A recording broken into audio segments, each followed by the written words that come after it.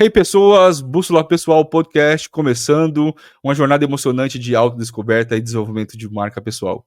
Te convido a se inspirar com as experiências e insights do nosso convidado especial de hoje. Ele é Head Business Consulting e Agile Business Ownership na Grupo Taking. Ele é cofundador da PPM Education, instrutor oficial de algumas escolas renomadas como Conquer, The Escola, FPS e Impacta. Com vocês, Alexandre Abdala. Primeiro, muito obrigado pelo seu aceite, disponibilidade e disposição, meu amigo. Cara, sensacional. Primeiramente, eu agradeço você. Prazeraço estar aqui com você. Obrigado muito pelo convite.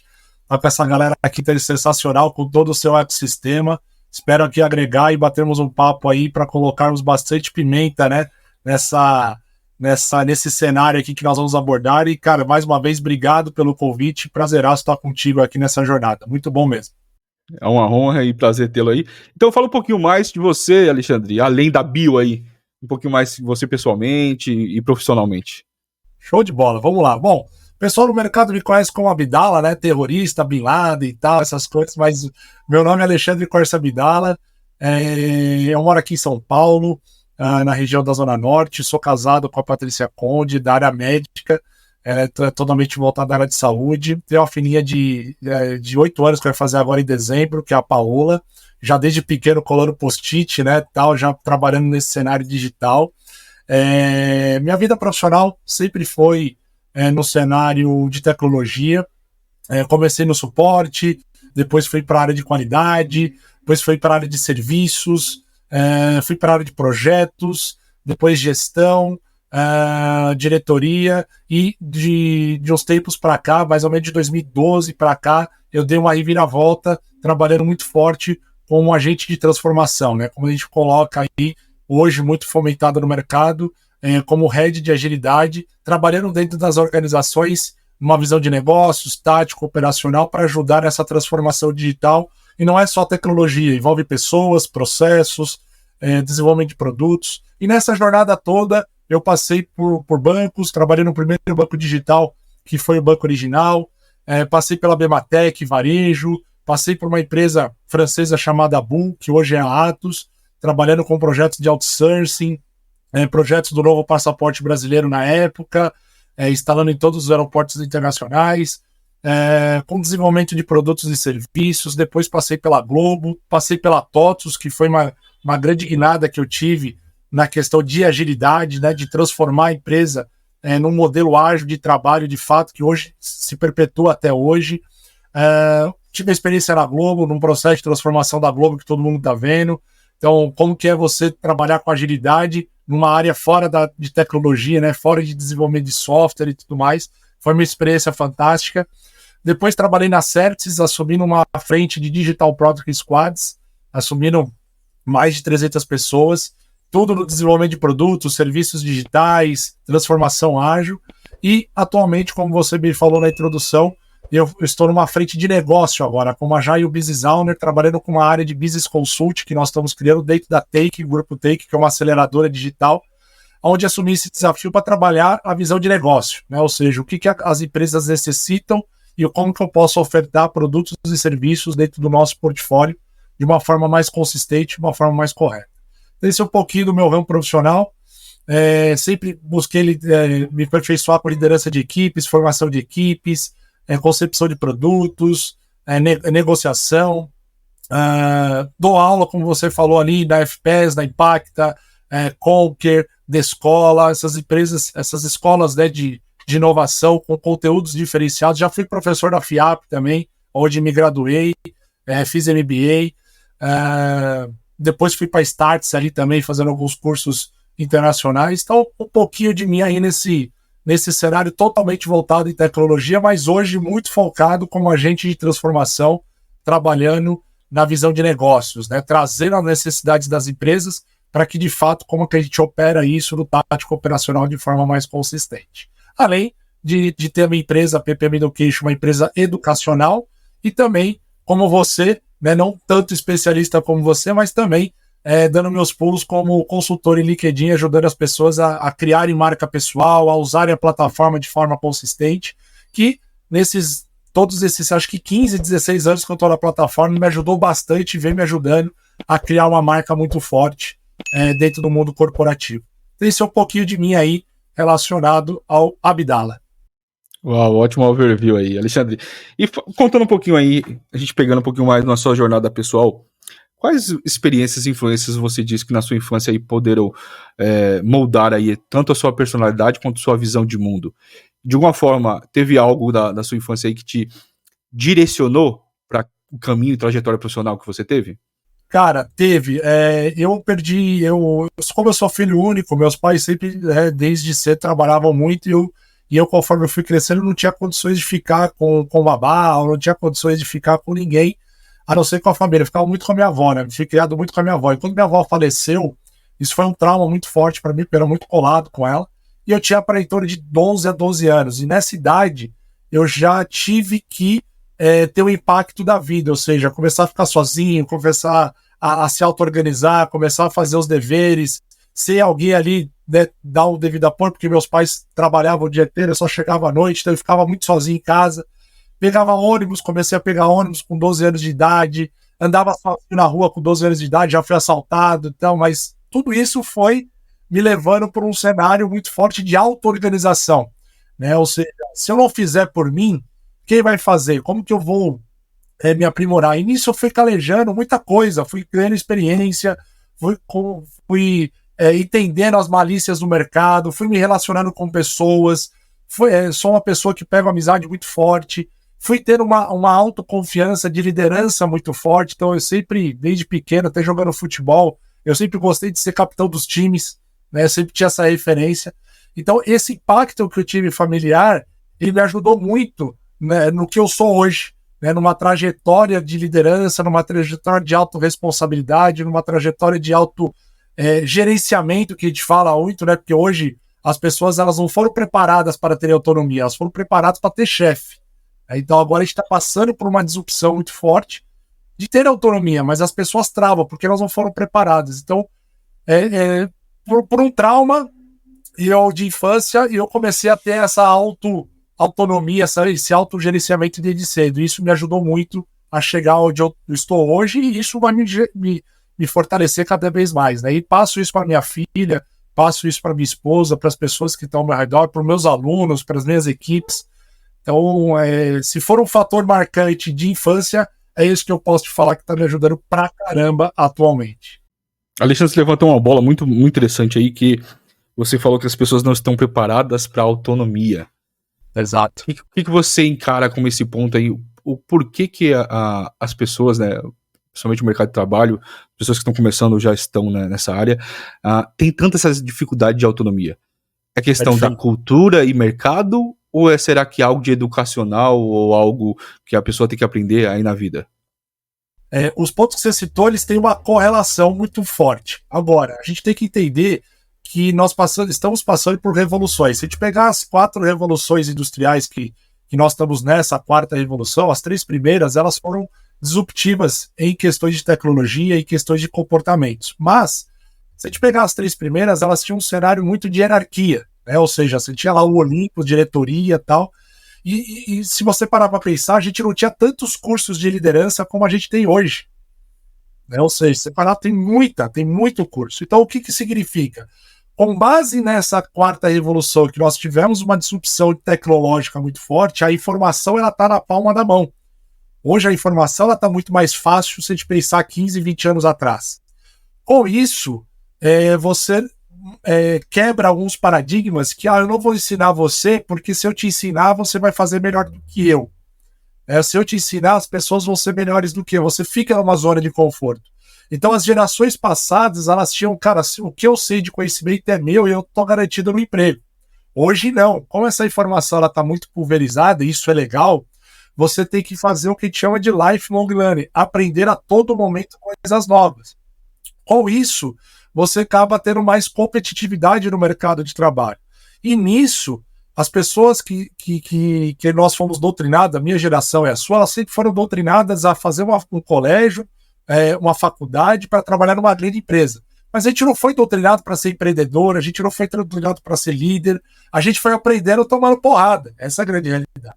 E essa geração hoje, que tem tudo isso na mão, ela não é uma geração preparada a ter líderes, porque nós não preparamos os líderes do passado para preparar novos líderes agora. Isso eu estou olhando o Brasil. Se a gente pegar mundialmente, Estados Unidos, Canadá, Nova Zelândia, Holanda, são países hoje que já se fala de liderança e empreendedorismo há muito tempo. E você vê grandes líderes hoje surgindo com disrupções, né? Não vou falar Steve Jobs, Bill Gates, né? Todos esses caras, Elon Musk, os caras são loucos, mas são caras visionários, são caras que às vezes não tinham lideranças, mas eles mudaram o status quo da coisa, né? E eles criaram um padrão novo.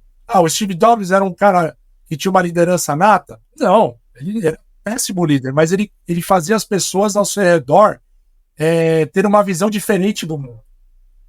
Inspirava, né? Hoje, exato. E eu vejo hoje, com esses cursos de liderança que a gente tem hoje, as empresas estão preparando os líderes. E essa geração que está vindo é uma geração que ela não vai ficar calada como a minha ou a sua ficava lá tempo atrás. Se você inspira uma liderança que joga para frente, que, cara, segue o rumo que eu tô aqui para te ajudar, essa galera vai buscar o que é melhor. Acabou. Quanto tempo você acha que as pessoas ficam na empresa hoje? 2 anos, 3 anos, 5 anos no máximo. Não faz uma carreira. Por quê? Porque hoje a gente tem uma liderança fraca. Mas, voltando à questão da autonomia, tudo isso impacta numa questão cultural, educacional, e porque a gente não forma as pessoas para ter autonomia. A gente forma as pessoas para terem chefes. Eu entrei na empresa, quem vai ser meu chefe? Você tem que ter um olhar diferente. Eu estou aqui para resolver um problema, e quem vai ser meu líder, que vai direcionar para eu ter autonomia? Aí você começa a preparar um contexto diferente. Então, quando eu falo hoje que as pessoas não têm autonomia, é que a gente não preparou isso, a gente não preparou as pessoas para ter autonomia, a gente preparou elas para serem mandadas, para serem comando e controle. E quando você tem uma geração que não aceita isso, conforme os contextos, você começa a gerar o quê? Conflito. Porque o cara não está preparado como líder e esse cara não está preparado para ser liderado. Ponto. Uau. Esse ponto que você levantou, Alexandre, você acha que, então, existe um impacto grande derivado das diferenças geracionais? Então, por exemplo, você falou assim que realmente a nossa geração, e aí anteriores, era essa questão de comando e controle, né? Essa questão de entender que tem um chefe, ele vai falar o que eu tenho que fazer, né? As atividades que eu tenho que fazer, e eu tenho que ir lá e fazer, e vou cumprir aquela tabela.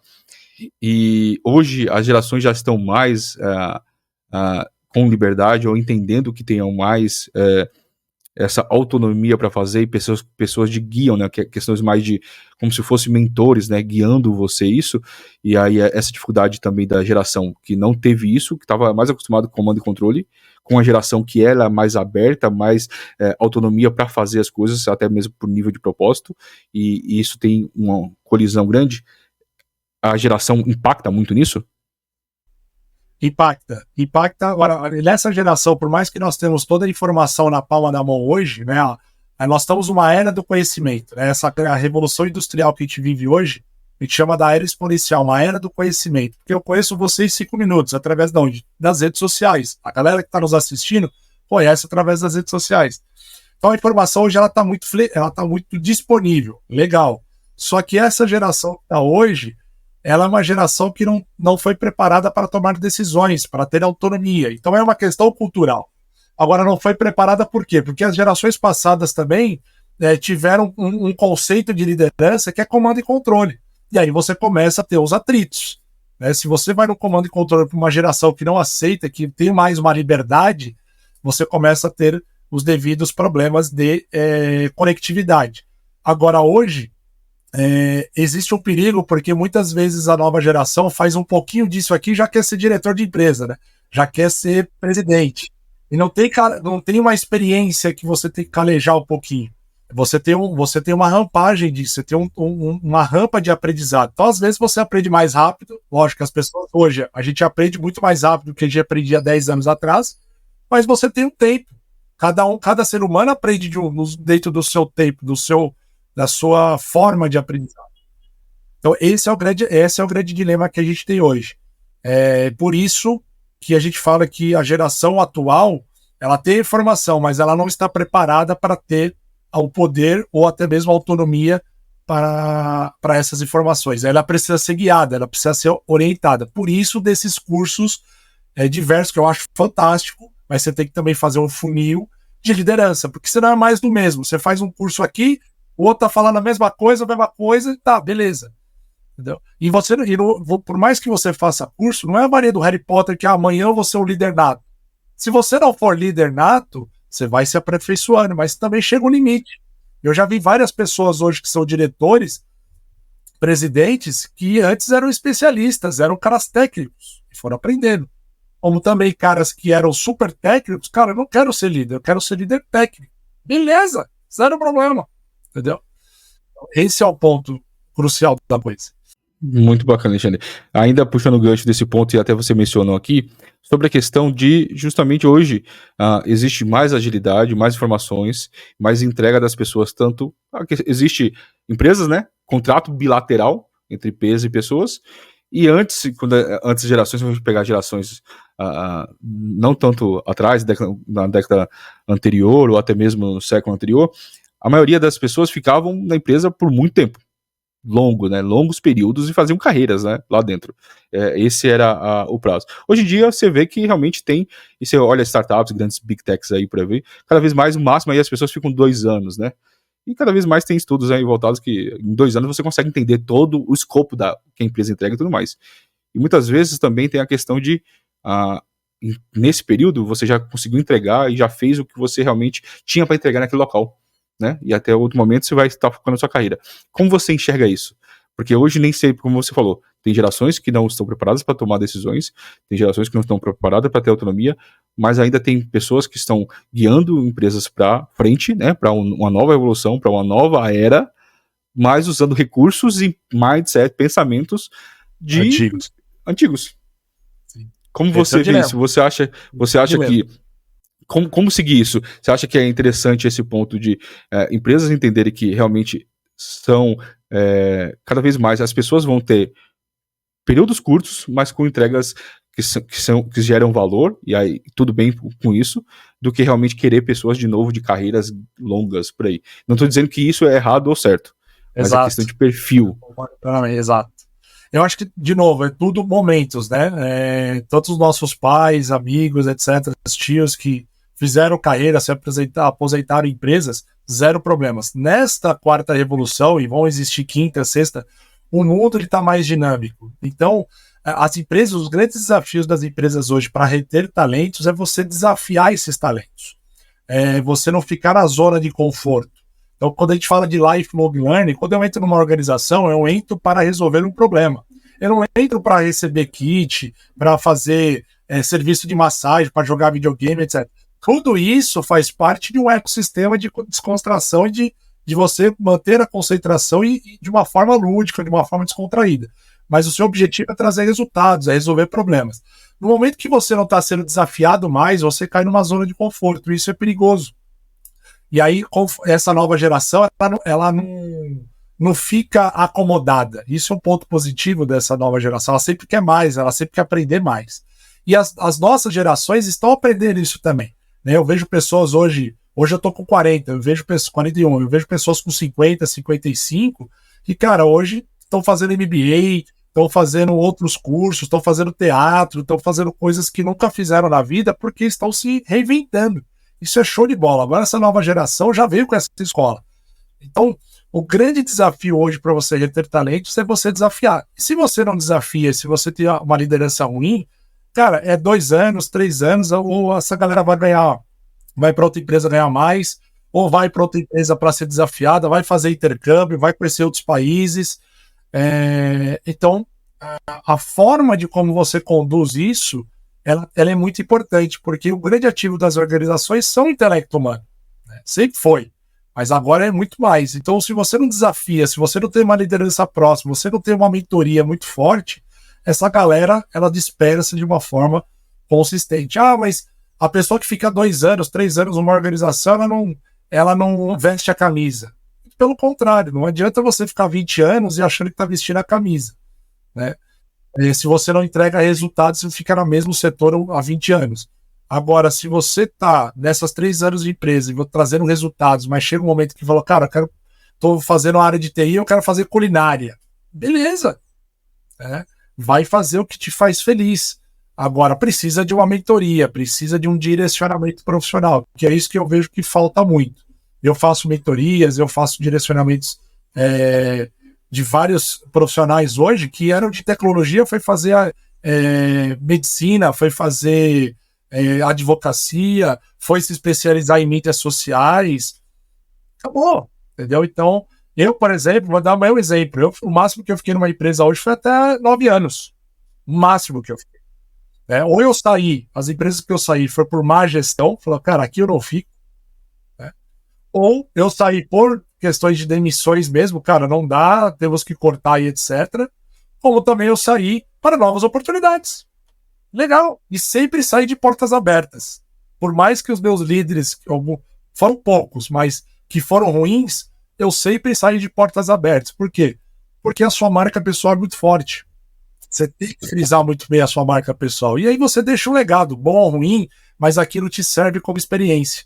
E aí você vai galgando novas frentes, novos cenários. Acho que esse é o pulo do gato, é a questão de você ser desafiado para você manter as pessoas cada vez mais engajadas. Não é fácil.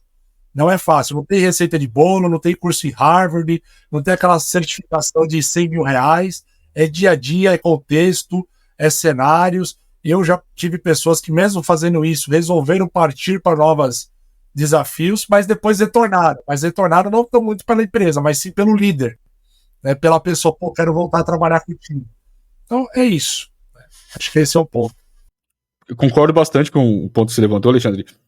E é porque muitas vezes não é só monetário, né? Questão financeira. Sim, existem ciclos, né? Tem ciclos que sim, no início e tudo mais. Esse é o foco, até para você se manter e tudo mais. Mas vai além do que só oferecer o salário.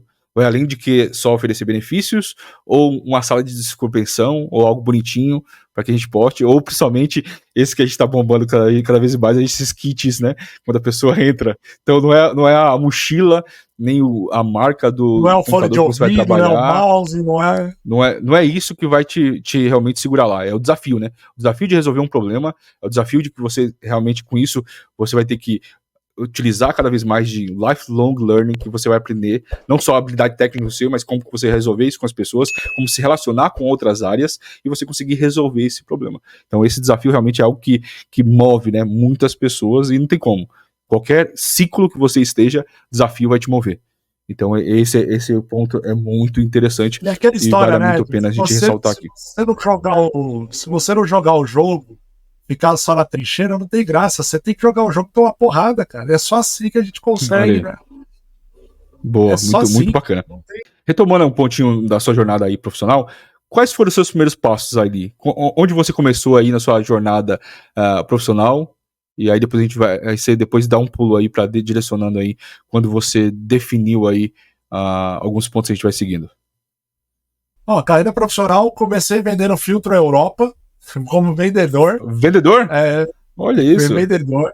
Depois fui para a parte de telemarketing, trabalhando na época quando o Speed veio para o Brasil, vendendo, né, o Speed, na época, banda larga, tal, para residências, empresas. Olha isso. Isso me ajudou muito ao que comunicação, negociação, falar com pessoas, enfim, me ajudou muito numa questão de interlocução. E eu fui para a primeira empresa de RP, uma pequena empresa que hoje é parceira da SAP, que é a Ramos Sistemas. Então fui trabalhando com suporte, instalando servidor, cabeamento, parará, impressora, formatação de máquina, depois fui para a área de qualidade, ou seja, os caras instalavam o RP, eu validava se aquela instalação estava legal.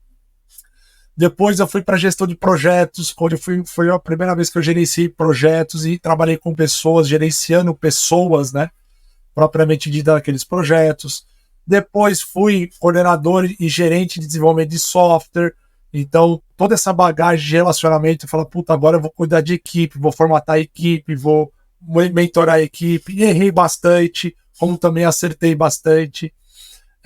E aí fui me aperfeiçoando muito nessa visão de liderança, de formação de times, até chegar no cenário de ser um agente de mudança, de ser um agile coach, um Scrum Master, de ser um Product Owner, de ser um Head de agilidade, cuidar de uma diretoria, fazer uma transformação digital de processos, ferramentas, um fluxo de trabalho, e chegar até onde eu cheguei hoje. Puxando um pouquinho mais daquele ponto ali que você falou sobre a questão quando você entrou, você já tinha essa concepção de entrar para o mundo do TI e fazer essa faculdade, né, universidade para esse lado, ou foi questão de oportunidades? Foi surgindo experiência, oportunidade, você foi se apaixonando, gostando da área e foi se aperfeiçoando? Foi os dois, mas obviamente eu sempre gostei de tecnologia, tá? Eu desde pequeno, formatando máquina, montando máquina, parari, parará, atuando nisso. Mas surgiu da época, em 2000, e isso era quando acabei o colegial, eu sempre vi a área de tecnologia um cenário de oportunidade. E foi aí que eu comecei. Já gostava, só fui me aperfeiçoando, e aí deslanchei numa visão técnica, depois de gestão e depois de negócio, que é o que eu estou hoje. Então eu comecei a trazer toda uma bagagem o cenário onde eu estou hoje, uma visão estratégica, tática e operacional. Mas foram os dois, tá? Tanto de gostar, como também de oportunidades. Quando você foi desafiado, Alexandre, na parte de assumir uma liderança, como que você se sentiu nesse momento? Dá aquele friozinho na barriga? Você teve que correr atrás para se preparar? Você já falou que já tinha aquela questão de autonomia, já tinha criado essa parte de autodisciplina por gostar de ser capitão de futebol, todo esse ponto, mas na hora de você assumir algo, né, profissional, como que foi essa jornada para você? Cara, minha primeira equipe, eu vou te falar que senti frio da barriga, mas a sorte que eu tive, Andrew, foi que eu sempre tive bons líderes, como eu te falei, que conseguiram me dar uma mentoria. Então, na primeira liderança que eu tive uma mentoria de um dos diretores e pessoas que eu sigo até hoje, que eu converso, que é um grande amigos meus, que me deram essa mentoria, falou, segue aqui, segue ali, mas me deixou no fogo. Falou, você vai mentorar e você vai criar o seu perfil de liderança. Então, o primeiro passo foi conversar com as pessoas, né? E como eu já tinha essa abertura, essa comunicação muito forte, então eu não senti muito impacto. Eu senti o impacto se eu estava fazendo a coisa certa ou não. Então, maravilha. Então, é muito interessante esse ponto aí, justamente. É algo chave, se a gente voltar aqui, essa é a questão da mentoria, né? Mentoria realmente te ajudou muito. Claro que você teve a autonomia do dia a dia aí, você sofrer o que é, mas você já tinha realmente alguém que conseguisse te dar um norte, né? Dar um norte, falar assim, assim que lida, é assim que faz com as pessoas. Isso foi fundamental, E como que apareceu o ágil para você? Essa parte de transformação digital, essas mudanças aí, como apareceu isso para você? Começou a aparecer em 2012, quando ainda a agilidade já existia, né, todo o cenário, mas eu conheci algumas pessoas que na época já tinham mais experiência do que eu, e eu comecei a entrar nesse mundo, entendendo, fazendo alguns cursos, aplicando, mas a grande virada mesmo foi em 2015, quando eu conheci um dos grandes agilistas que nós temos hoje, que é o Nelson Abu, onde eu trabalhei com ele na consultoria, e foi ali que eu comecei a atuar no banco original, que não era nem um banco digital ainda, mas foi ali que me deu o ápice, que eu conheci as técnicas, que eu comecei a aplicar, que eu comecei a entender, que eu comecei a viver esse mundo de uma forma. Comecei a entrar numa escola que me deu todo o know-how que eu tenho hoje, que foi através do Nelson Abu. E aí eu comecei a dar treinamento, comecei a dar todo um cenário de transformação, mudando áreas, tanto que no banco a gente começou com uma área só e depois foram 22 áreas dentro do banco rodando o modelo ágil. O squads, concepção de produto, Scrum, Kanban e tal. Então ali eu dei a virada forte de chave e me abriu o mercado, não só pelo banco digital, mas pelo modelo de trabalho ágil que eu comecei a me aprimorar.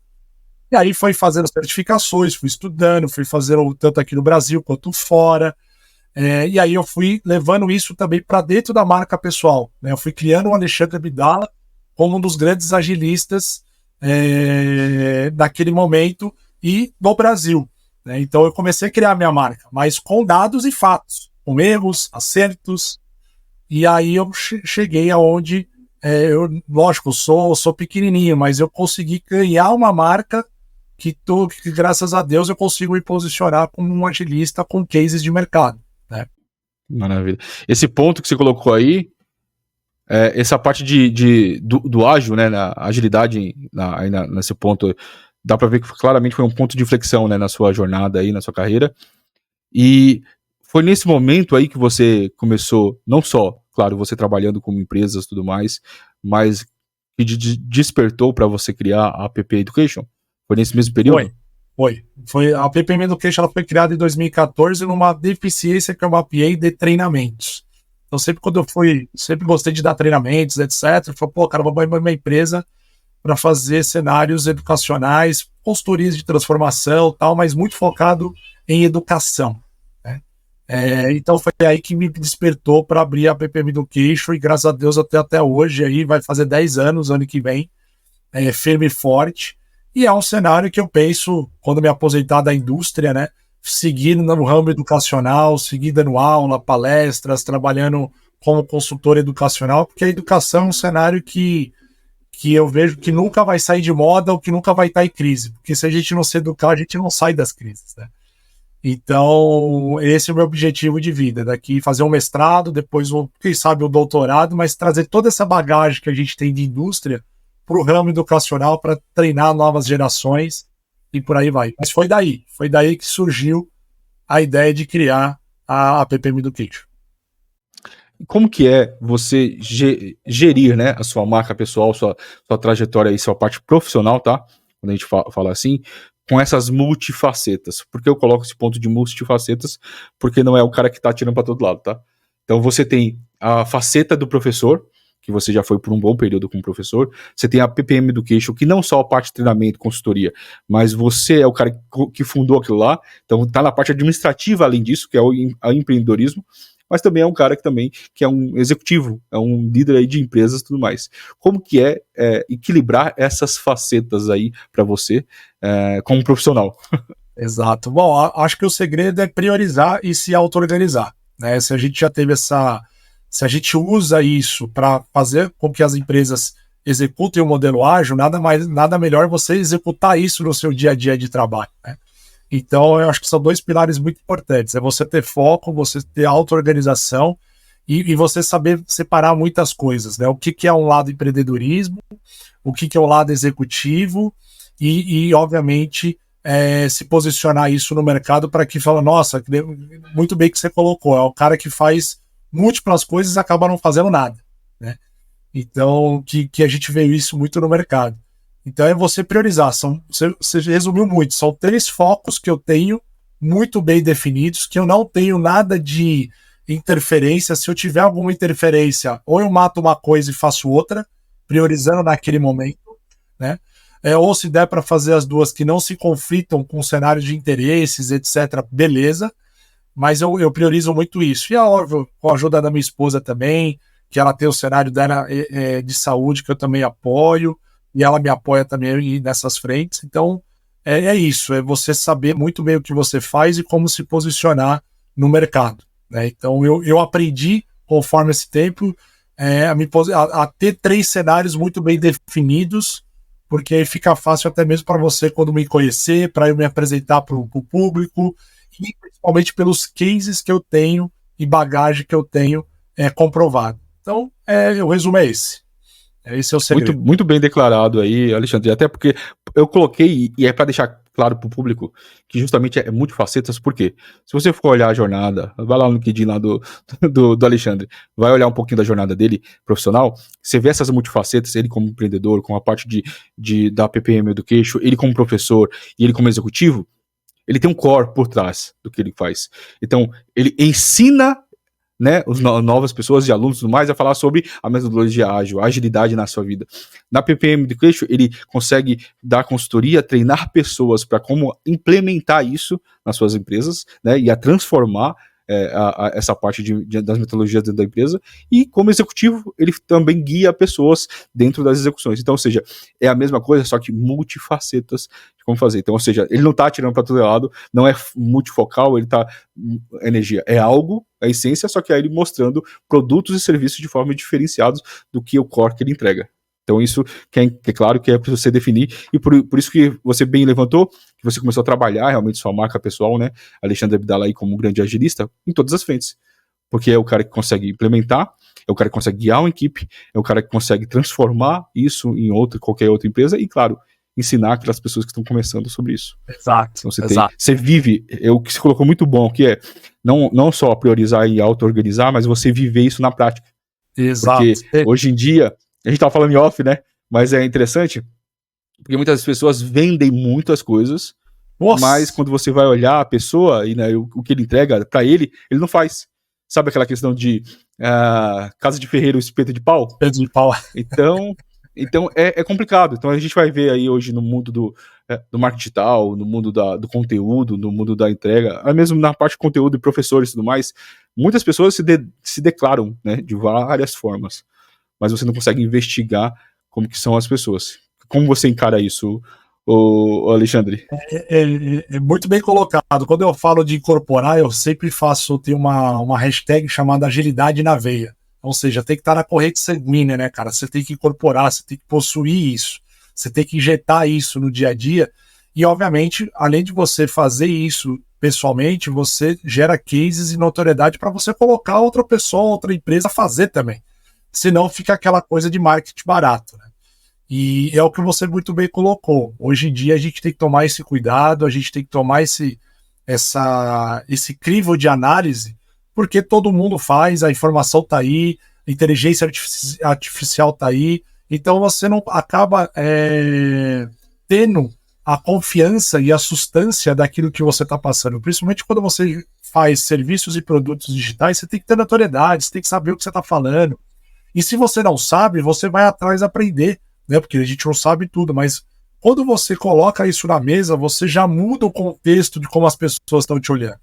E aí a sua marca é muito forte, porque você fala com conteúdo, você tem notoriedade, você tem case, você tem experiência, erros e acertos.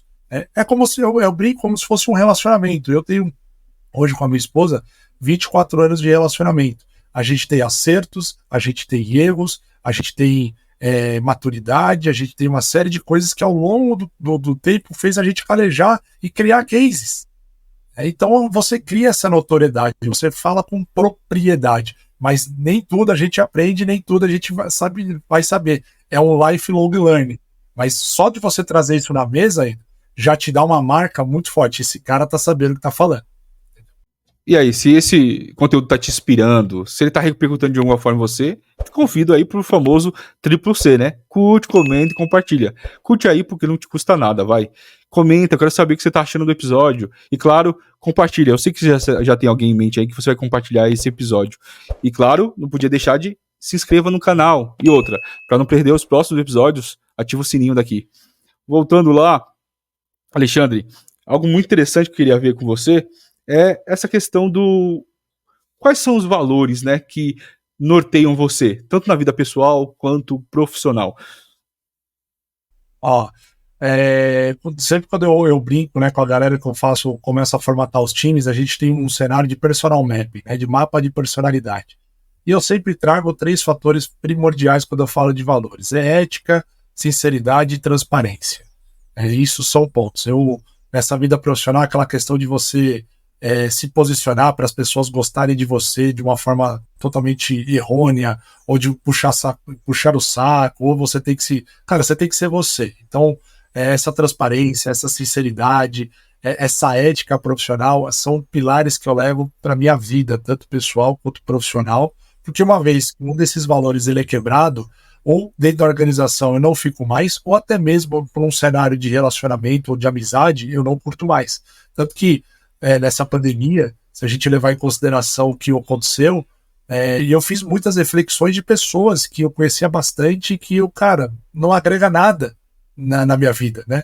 Não agrega nada de conteúdo, de ações, de cenários. Então eu elimei muita coisa.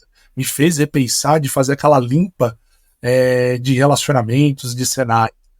Então, mas meus 3 valores muito básicos são esses, e isso eu levo para minha eternidade, entendeu? E sempre converso com as pessoas de levar isso, cada um tem os seus valores, obviamente, mas que esses valores não sejam quebrados por questões gananciosas ou interesses, ou porque eu acho que a questão pessoal, a integridade pessoal, ela vale muito mais do que você, né, ser simplesmente um fantoche socialmente.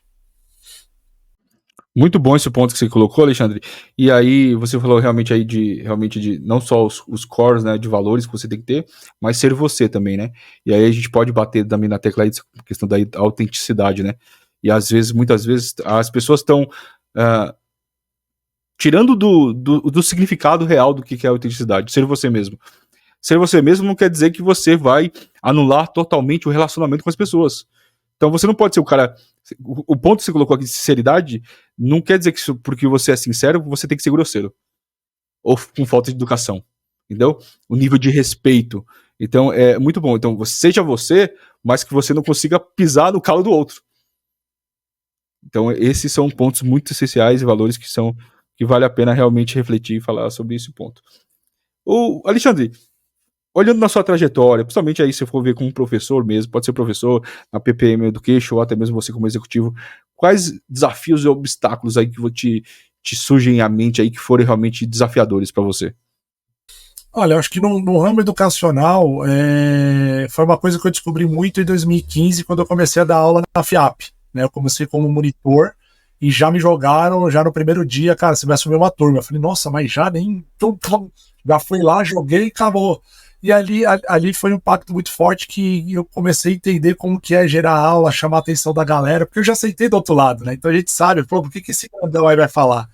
Então, esse foi o primeiro impacto legal da educação. No ramo executivo, eu fui me calejando muito forte, desde a frente de suporte, qualidade, gerência de projetos, liderança, mas o grande desafio foi como fazer alianças estratégicas, né?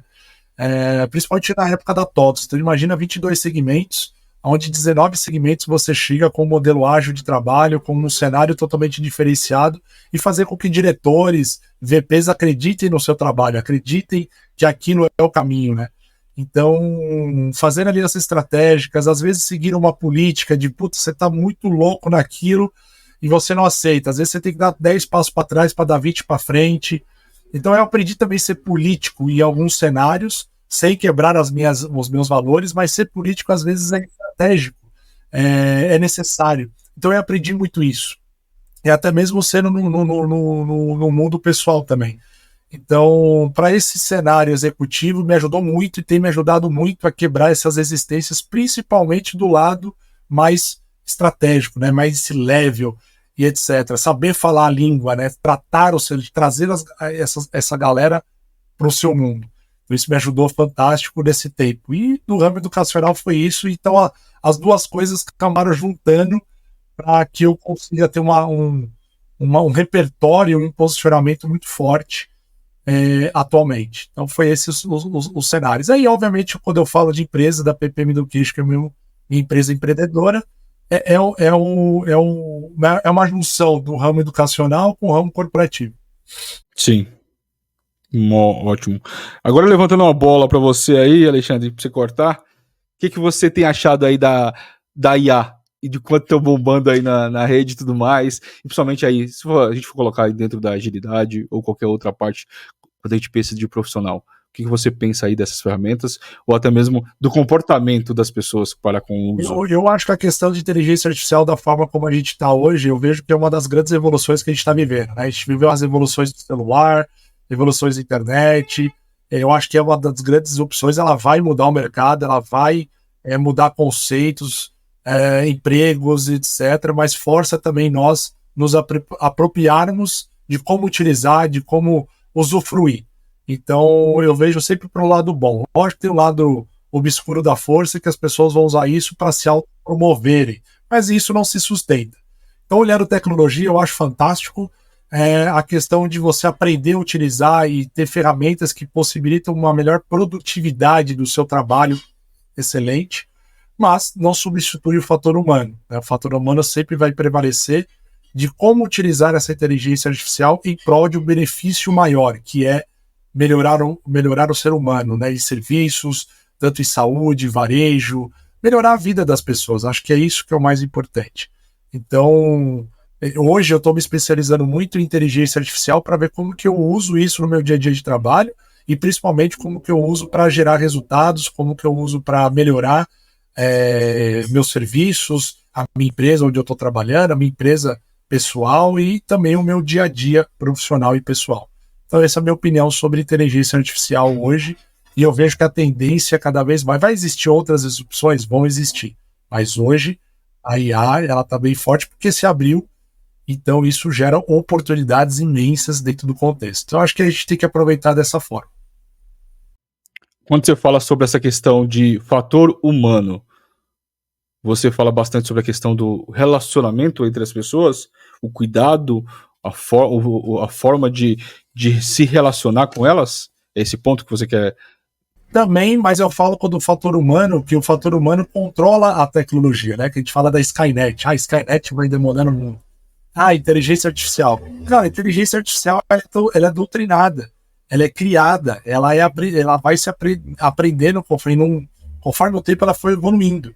Mas tem um fator humano que, tá bom, você trabalha com inteligência artificial, onde que você vai pôr a inteligência? Você precisa de profissionais, você vai precisar de estrutura, você vai precisar de pessoas, não vai fazer sozinho. Ela vai fazer vários trabalhos operacionais que você às vezes precisava de 200 pessoas, você não vai precisar mais de ninguém. Beleza, você está mudando uma cadeia produtiva, mas você não vai deixar de ter uma questão de fator humano. E quando a gente fala de relacionamento, é como você usa a IA para você ver o seu serviço, para você utilizar na sua vida pessoal, para você utilizar nos seus relacionamentos profissionais e pessoais, porque senão, se você levar a ferro e fogo, você vai se relacionar com alguma coisa artificial, você não vai se relacionar com alguma coisa real. Então eu levo em consideração isso, o fator humano ele é primordial para que essas evoluções e que essa IA ela se autogenere para gerar valor para o próprio ser humano, e não para simplesmente ser algo que vai afetar o ser humano. Lógico que sempre vai ter a ganância, sempre vai ter o outro lado obscuro da força, mas eu acredito sempre no lado bom das coisas acontecerem. Porque mesmo que a IA ela aumente a produtividade e muitas das vezes da cadeia diminua, né, postos de trabalho, ainda assim vai precisar de pessoas para operacionalizá-la, correto? Exato, Não exatamente. adianta. Quem vai dar o prompt? Quem vai dar o comando? Quem vai dar o contexto? Quem vai garantir a qualidade? Exato, exatamente. Então eu sempre estou olhando dessa forma, mas ela gera muitas oportunidades e muitas outras carreiras que tem hoje, operacionais, elas vão mudar, não vão existir mais, isso é fato. Como qualquer outras evoluções aconteceram, que fechou-se alguns cenários, também criou-se outras oportunidades. Por isso que a gente fala do lifelong learning, que a todo momento você está aprendendo algo novo para as tendências novas. Ponto. É isso. Show. Alexandre, muito bacana. Vamos para um quadro especial agora do podcast. Indicações aí que você tem, seja livros, séries, filmes, documentários, ou até mesmo profissionais que te influenciam aí tanto na sua parte aí de agilidade, aí o pessoal que gosta disso, quer entrar nessa parte, ou até mesmo para como você se desenvolver aí na carreira executiva e na carreira educacional. Bom, eu acho que pessoas que a gente segue olhando para um cenário de transformação, de agilidade e tal, eu tenho alguns nomes que eu sempre sigo e sempre sou muito fã, né? Além do Nelson Abu, que é um grande amigo meu, um grande agilista, um grande mentor meu, tem o Guga Stocco, que é um grande inovador, vamos dizer assim, que sempre vê tendências novas. Trabalhei com ele no Banco Original, é um cara que tem é visionário, né? Além de ser empreendedor, de ser board member da TOTUS, etc. Então é um cara que eu sigo bastante. O Simon Sinek, que é um cara, né, que criou lá o Círculo Dourado, então é um cara que olha a liderança de uma forma diferente. Sobre seriados, eu gosto muito do seriado que criou-se da Nike, né, sobre a questão do Jordan, na questão de como que a Nike criou o Air Jordan na época.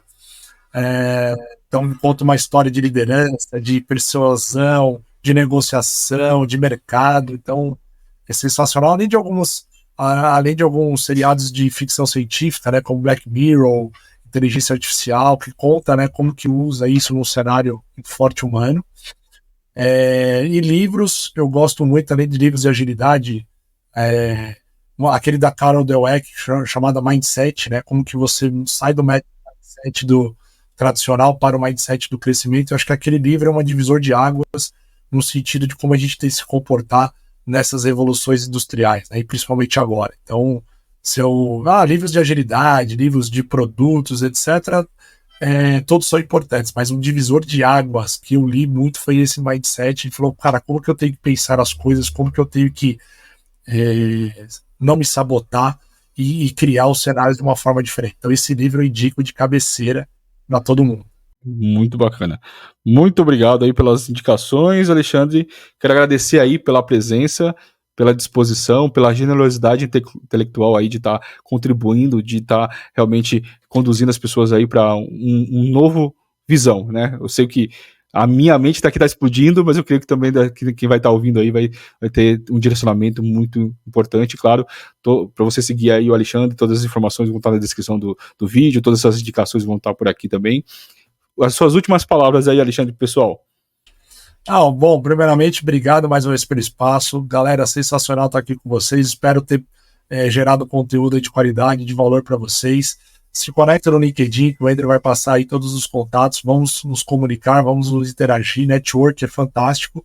E se for deixar aqui uma palavrinha final, sempre busque qualquer cenário de transformação alinhado aos 3 P's, que é pessoas, processos e produto. Porque a tecnologia, ela está em volta que nos ajuda, mas quando a gente usa nesses 3 P's, qualquer cenário de transformação, ele é super factível de acontecer. E óbvio que sempre o lado de pessoas é o mais importante para esse cenário de transformação digital, transformação cultural. E agilidade na veia sempre, né, Edgar? Com marca pessoal muito forte. Isso aí. Ótimo, show. Muito obrigado, Alexandre. E aí, pessoal? Não curtiu ainda esse episódio? Você tá de brincadeira comigo, né? Comenta aí, eu quero saber o que você tá achando e, claro, compartilha. E não se esquece de se inscrever no canal e ativar o sininho para os próximos episódios. Muito obrigado pela sua atenção até aqui e até a próxima. Abraço!